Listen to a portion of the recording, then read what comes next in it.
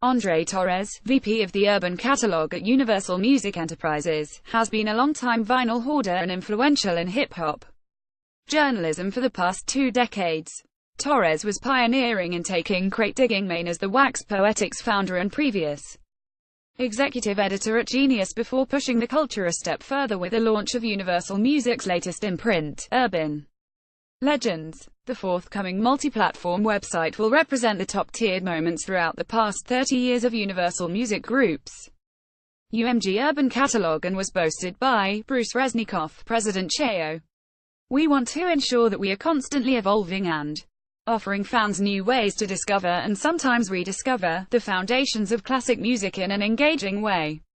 We hope this new platform will give fans a new way to connect, discover and contextualize music, he explained. With some of the world's largest icons developing and dominating the charts at UMG, it's clear that Global Music Corporation remains in the forefront of the arts, both past and present. Billboard connected with the man driving Urban Legends, Andre Torres, to discuss legacy, hip-hop curation, fan connectivity and overall groundbreaking artistry. Get to know this creative executive, and find out what behind the scenes footage, unreleased albums, nostalgic vinyl, fan product drops, and more of what Universal Music Enterprises Urban Legends has on the way. Billboard, who conceptualized Universal Music Group's Urban Legends, Andre Torres: that was pretty much my idea, coming from the media world. Also, having an editorial background, I noticed Universal Music Group was dependent upon media outlets to really get the message out about our releases, or anniversaries. We needed outside media for whatever it was that we were trying to bring to the market. So, I started thinking about that system and how we as a label had an opportunity to be part of the conversation. When I initially came up with the idea for the Urban Legends platform, I saw it in much humbler terms.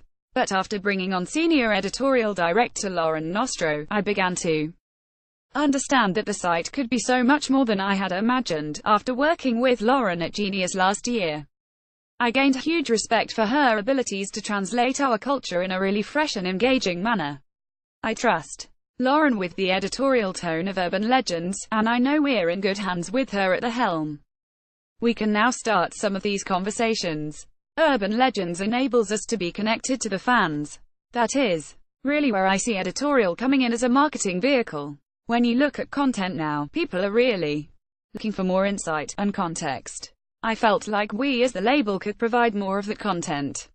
Maybe even handle this in a manner that the media outlets were unable to do. The website was a perfect opportunity. For where urban music is right now, it is the #1 genre, it is the most ed genre of music services. There was plenty of content when I started to look at our catalog to build from, whether that was a birthday or death. There was always something that we should be sharing with the rest of the world. I just thought, we need a platform to do that. Then Urban Legends was born. What can users expect in the weeks to come from Urban Legends?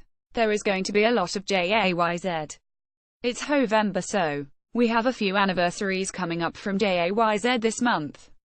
Also, we'll be releasing behind-the-scenes footage. Urban Legends is fan-driven, so we put together a few fan roundtables.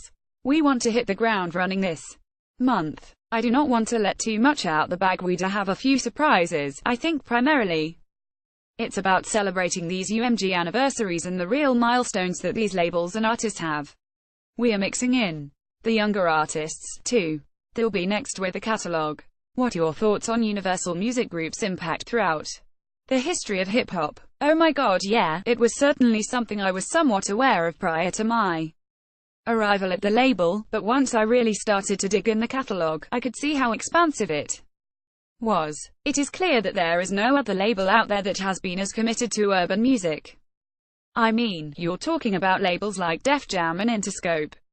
There are imprints like No Limit, TDE, and Priority Records. It has been that way literally from the very beginning of recorded hip-hop. Backing, like Curtis Blow days, all the way to the most recent and biggest rappers in the world. You know, it is clear that there is really no competition in that area. If there was a project that was going to take place in an imprint, this was the one label that I was capable of building. Urban Legends. There was so much material. It was overwhelming, in a sense. How do you think Urban Legends will differentiate itself from other platforms? Having been in media, I know the game. It is really advertiser and clicks driven.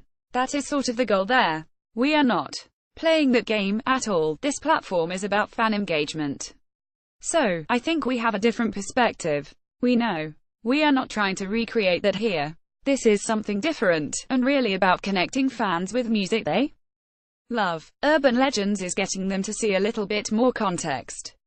We want them to celebrate the cultural moments. Obviously, there is a connection with a new generation and nostalgia, which sets in much quicker these days.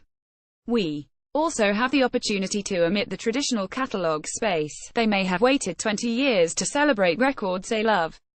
In the past, this year is the 5th anniversary of Kendrick Lamar's Good Kid, M.A.A.D. City. Next year is Kanye West's 808 Heartbreak 10th anniversary. We celebrate these moments a little quicker. We do not have to wait as long as you would have to wait with the rock genre. You have substantial editorial experience. What is your take on the desire for music consumption past and present? You know, coming from running a magazine that was really about record collecting with Wax Poetics, and then working at Genius last year, a startup that focused on the newest music that was out, it has given me a good perspective on both ends of the editorial spectrum.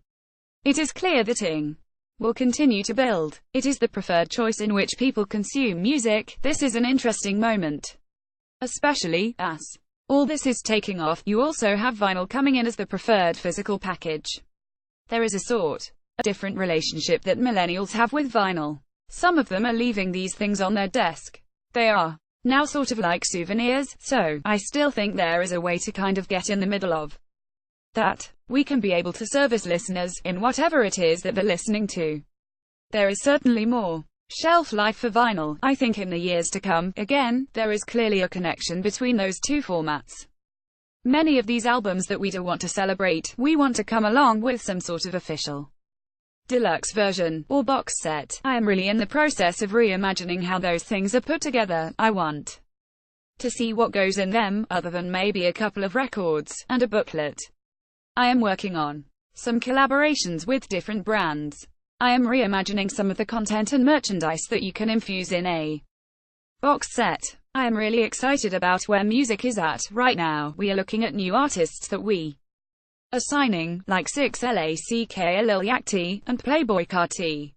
When they put their first album out, they're making the UMG catalog. Within a year or two, those albums will come across my label brochures. It is sort of an accumulative process. Do you remember the first record you dug out a crate that changed your life? Oh, wow, it was a long time ago. I remember that I was in college when I started digging for records. I was primarily looking for samples. I think it would probably be Leon Haywood. It's the album that had the song, I Wanta. Do Something Freaky to You. Come and Get Yourself Some has the sample from Nothing But a G Thang. When that song came out, it was 1992. I knew the track, but I did not know the sample. And I was going on a random record hunt. At the Goodwill, I found the record not knowing what it was. I came home and that same Nothing But a G Thang beat came on. It was like, oh my god, I thought I had found some buried treasure that was worth millions of dollars. It was very clear to me. I thought to myself, I'm onto it.